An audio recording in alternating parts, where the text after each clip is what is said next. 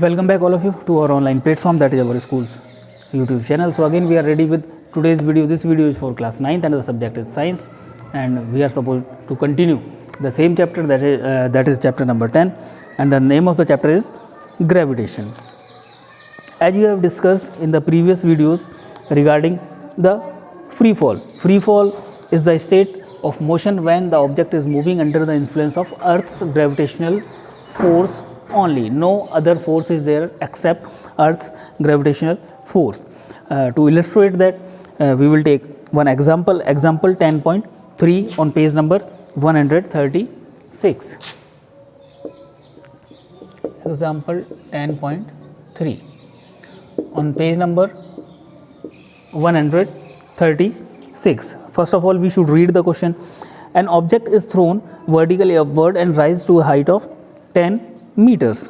Means, suppose object means one ball is thrown in the upward direction. It rise up to the height of 10 meters.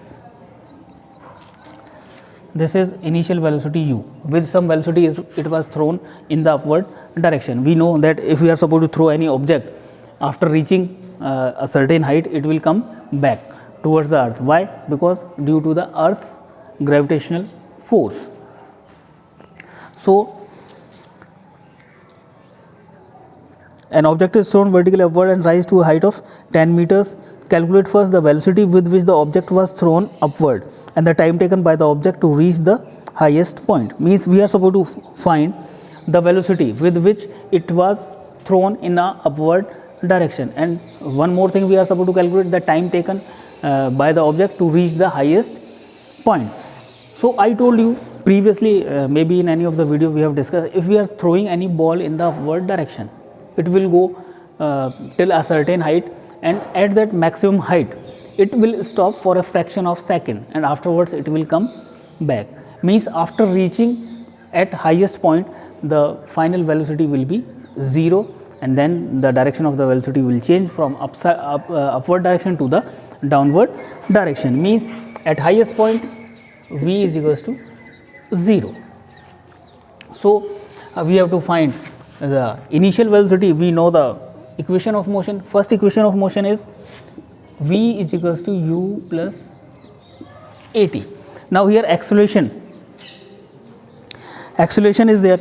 So the acceleration means earth is attracting every object towards its center, but the ball is moving upside. So the acceleration is here minus 9.8 meter per second square. When the object is moving downwards, then the acceleration will be positive. When the object is moving in the upward direction, then acceleration will be positive. Why? When the object is moving upward, but the force due to earth is acting downward direction, means the direction is opposite. When the object is moving in the downward direction and the gravitational force also in the downward direction, both are in the same direction, then the acceleration will be positive. So here acceleration will be minus 9.8 meter per second square. Acceleration is there negative, that's why after reaching the highest point, the object is supposed to be at rest, means it will stop. So here we will substitute the values. So v will be 0, u we have to find, plus a is minus 9.8 into time we are not having, so that's why we are not supposed to use that first equation. I told you, first of all you are supposed to observe the equations of motion, that is v is equals to u plus at, s is equals to ut plus half at square, and then is third one is 2as is equals to v square minus u square. Now in the first one the time is involved, that's why the time is not given, so we cannot consider that. In the second one also time is given, we cannot consider that. In the third one time is not there. S means the h, so we are supposed to consider the third one, means 2 into a means minus 9.8 into height, that is 10, is equals to v square means 0 square minus u square. So plus minus 2 8 is 16, 1 2 9 is 18 plus 1 19. into 10, that is minus u square, minus cancel out minus, so u square will be equals to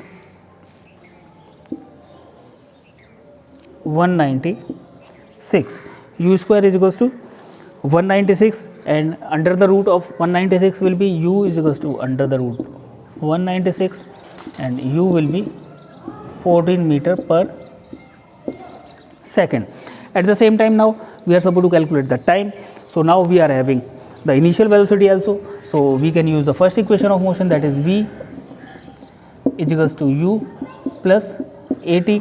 So v is final velocity is 0 and u is minus 14, u is 14 we have already calculated, and a is minus 9.8 into t.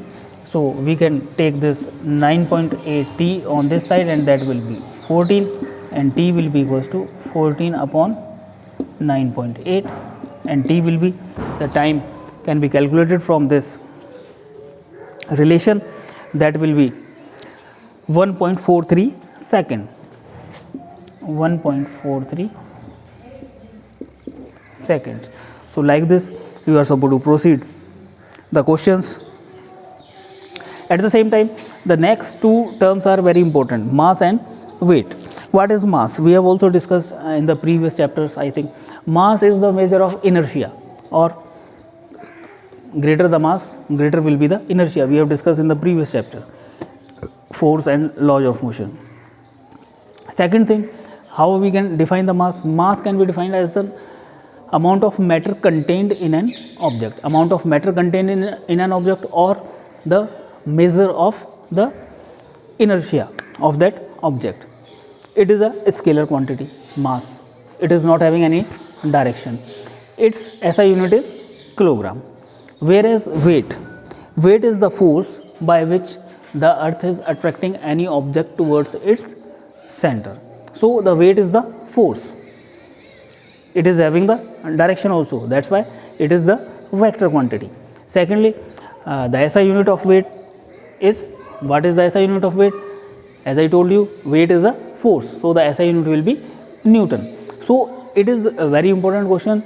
Differentiate, yesterday we have discussed in the previous video, differentiate small g and capital D, capital G. Here differentiate mass and weight. So mass and weight we can differentiate using the points of contradiction. First of all, we are supposed to tell the definition.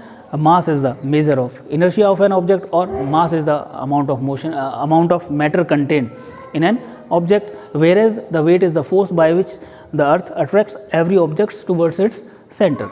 Second point of difference will be there, the mass is a scalar quantity, whereas the weight is the vector quantity. The third difference will be there, the SI unit. The SI unit of mass is kilogram, whereas the SI unit of weight is the Newton. Third one, the mass is a scalar quantity and weight is a vector quantity, and the most important thing is there that mass is the constant irrespective of the place. मास कहीं पे भी हमारा change नहीं होगा, because mass is the matter content, that can not be change, but weight can be change. So the last point, that is important point we are supposed to include in the differences of mass and weight. Mass is constant where the weight is not constant, means mass will remain same and the weight will not remain same. Why the weight will not remain same? We will illustrate with the example.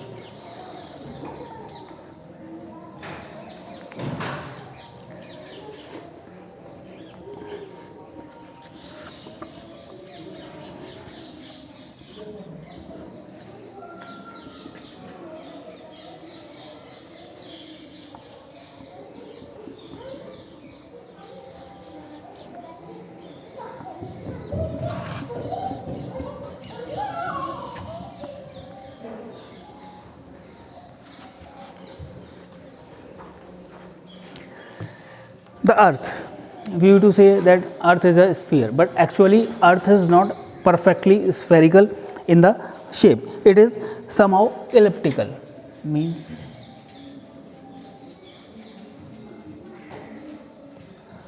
earth is somehow elliptical. Here we can say the equator, and here there are poles. This is the north pole, this is the south pole. So the distance will not be same. The distance here, that is at the poles, the radius at the poles are P or RE. RE is the radius at the equator. Radius at the pole will be less than the radius at the equator. So we know the that force equals to G small m capital M upon R square. So here if we take that force is weight at poles, so radius of poles, here weight at equator, that will be G M upon RE square. As I told you, RE will be greater than RP. We can see from here, because earth is not perfectly spherical, it is somehow elliptical. So RE will be more than RP. So the value of this will be less. Weight at equator will be less than weight at poles. That is one important point we should keep in our mind, because RE is more. If we divide the same term with the more with the larger number, then it will be less. So RP is less than RE, so WP will be more than WE. We are supposed to keep in mind. If any man is there, means any person is there, if he waits at poles, it will be more as compared to what he waits at equator. Means equator पे weight करेंगे, equator पे weight होगा तो वो हमारा कम होगा. Weight means the force with which the earth attracts towards its center, that will be more at poles as compared to at equator. So I hope that you have understood, and you are supposed to note down what we have discussed into your rough notebook, because that will be useful when we are supposed to discuss these chapters in our regular classes.